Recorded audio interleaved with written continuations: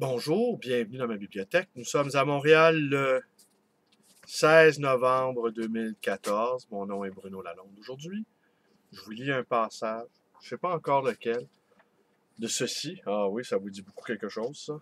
Allez, je vous montre le dos maintenant. Est-ce que vous pouvez arriver à le lire? Alors, qu'est-ce que c'est?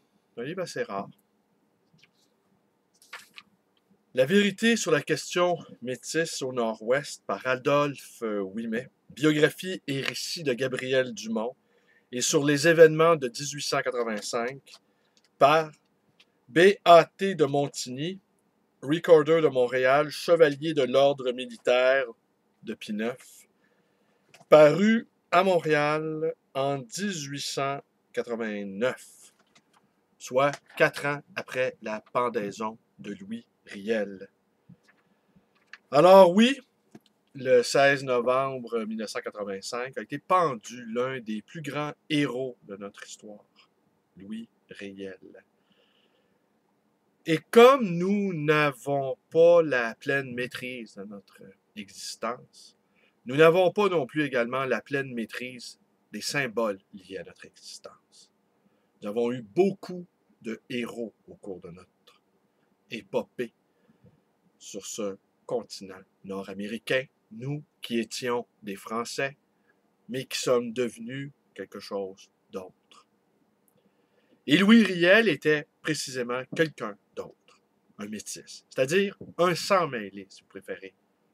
Moitié, pas moitié, non, parce que on peut être métis avec une seule goutte de sang indien. Et on peut être métis également avec une seule goutte de sang français. Mais ce qu'il faut bien retenir ici, c'est que le métissage est toujours indien et français. Alors, je vous invite à aller voir sur Wikipédia ce qu'on dit sur Louis Riel. Moi, je ne vais pas vous raconter ici l'aventure, l'histoire de Louis Riel, mais sachez simplement, lorsqu'il a été pendu en 1885, toutes les nations amérindiennes d'Amérique du Nord se sont insurgées, se sont révoltées, des poèmes ont été écrits, des chants de guerre ont été chantés. La pendaison de Louis Riel a été un moment dramatique dans l'histoire des Amérindiens. Alors, le passage que je vais vous lire, c'est le dernier mémoire de Louis Riel. Les Métis ont pour ancêtre paternel les anciens employés des compagnies de la baie du Thon et du Nord-Ouest, et pour ancêtre maternel des femmes sauvages appartenant aux diverses tribus. Le mot français métis est dérivé du participe latin mixtus qui signifie mêlé. Il rend bien l'idée dont il est chargé. Tout approprié que l'expression anglaise correspondante, half-breed, fut la première génération du mélange des sangs, maintenant que le sang européen et le sang sauvage sont mêlés à tous les degrés, elle n'est plus générale. Le mot français métis exprime l'idée de ce mélange d'une manière aussi satisfaisante que possible et devient par là même un nom convenable de race. Une petite observation en passant et sans faire de peine à personne. Des gens très polis, très gentils d'ailleurs, viennent dire parfois à un métis, vous n'avez pas l'air métis du tout. Vous n'avez pas beaucoup de sang sauvage, assurément. Quand même, vous passeriez partout pour un blanc pur.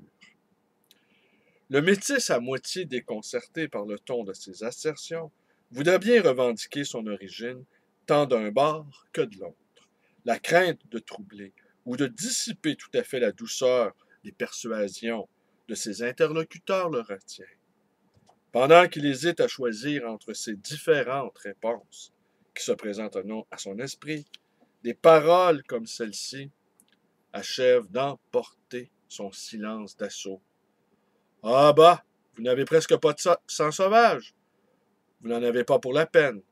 Voici comment les métis pensent là-dessus en eux-mêmes. C'est vrai que notre origine sauvage est humble, mais il est juste que nous honorions nos mères aussi bien que nos pères. Pourquoi nous occuperions-nous à quel degré de mélange nous possédons le sang européen et le sang indien, pour peu que nous ayons de l'un ou l'autre?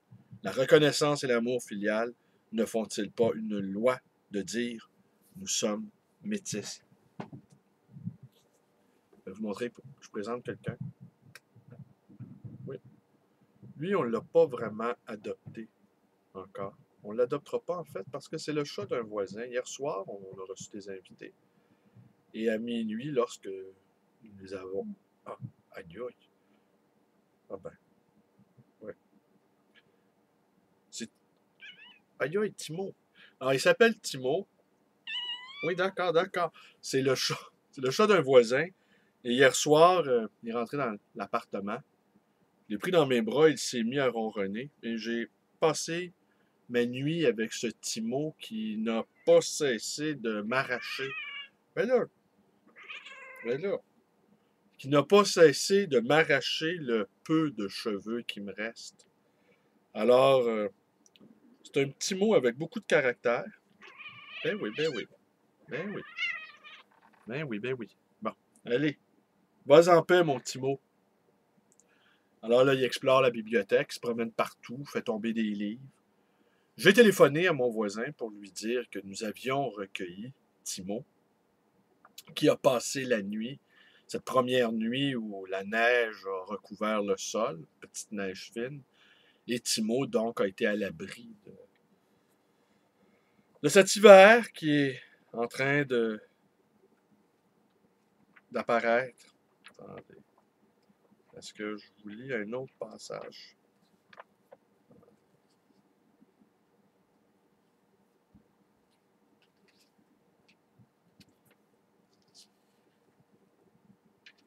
Alors,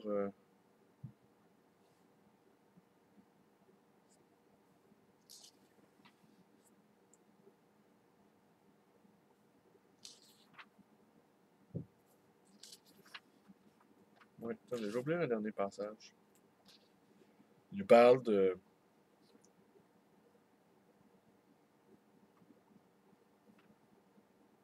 Il nous parle des cavaliers métis. Cavaliers de premier ordre, assis avec assurance comme dans des chaises, sur leur petite selle de cuir mou, au milieu des fleurs en rasade dont ils étaient garnis, ayant au poignet les poignées élégantes de leurs fouets à plusieurs branches, le fusil d'une main, les rênes de l'autre, retenant la fougue de leurs chevaux, les ménageant jusqu'à ce qu'ils fussent rendus à portée du buffle. Les capitaines présidaient la course et veillaient à ce que personne ne se lançât avant le mot d'ordre du capitaine en charge. Le mot donné, la cavalcade bondissait. Un tourbillon de poussière obéissant au commandement partait avec elle. Le buffle, en dévorant la prairie, prenait l'épouvante pour être bientôt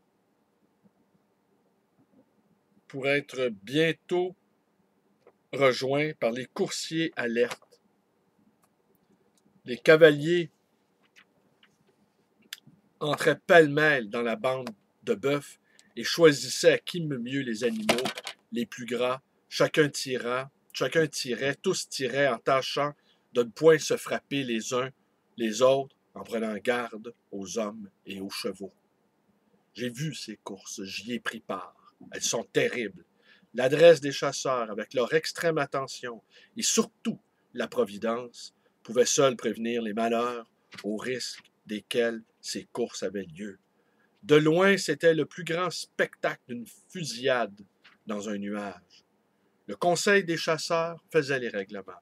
On les appelait les lois de la prairie. Le Conseil était un gouvernement provisoire. C'était aussi un tribunal qui prenait connaissance des infractions au règlement et de tous les différends qu'avaient à lui présenter les personnes du camp.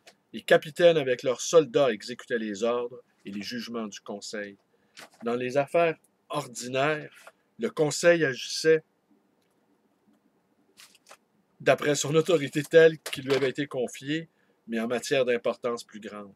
Il recourait au public et ne basait ses décisions que sur une majorité de tous les chasseurs. C'était l'état d'un peuple neuf, mais civilisé, et jouissant d'un gouvernement à lui sur les vraies notions de la liberté et puis sur celle de l'équité. Ce gouvernement provisoire d'un roi simple qui ne faisait que pour l'intérêt général. Alors, je vous remonte le petit mot. Bon, d'accord. Oui, ben décidément, il y a tout un caractère, ce petit mot-là, hein? Oui. On va ouvrir ça. Oui, oui, oui, oui, oui. Alors voilà. Alors voilà, c'est l'histoire du Canada. L'histoire du Canada, déportation des Acadiens, massacre des Patriotes, massacre des émeutiers de Québec contre la conscription de la Première Guerre mondiale, conscription de la Deuxième Guerre mondiale, loi des mesures de guerre d'octobre 70, promesse trahie du référendum 80, rapatriement unilatéral de la Constitution, référendum volé de 1995, magouille et rapine du clan Charest, scandale des commandites. Alors voilà. Alors l'image de la publicité d'il y a quelques années où on voit cette immonde publicité de Wolf et de Montcalm en train de se serrer la main, hein? Les deux morts sur le champ de bataille lors de la célèbre bataille des Plaines d'Abraham, les deux se serrant les mains comme deux potes. Un peu l'équivalent d'une image où on y verrait Winston Churchill en train de partager une bière brune avec Adolf Hitler. Non. Le Canada anglais a infligé à notre nation des blessures sans fin. Et là, maintenant, ils sont depuis une quinzaine d'années, ils sont dans une guerre d'usure. Mais il faut faire attention avec les guerres d'usure. Parce qu'on peut les perdre. Et il se pourrait bien que finalement, eh bien, nous l'ayons à nous, notre pays. Et qu'enfin, l'honneur, la vie de Louis Riel soit vengée. Je vous remercie d'être avec moi. Portez-vous bien. Faites attention à vous. Connaissez la suite. La suite, la suite, la suite. Toutes les suites possibles. Ciao. Bonne journée.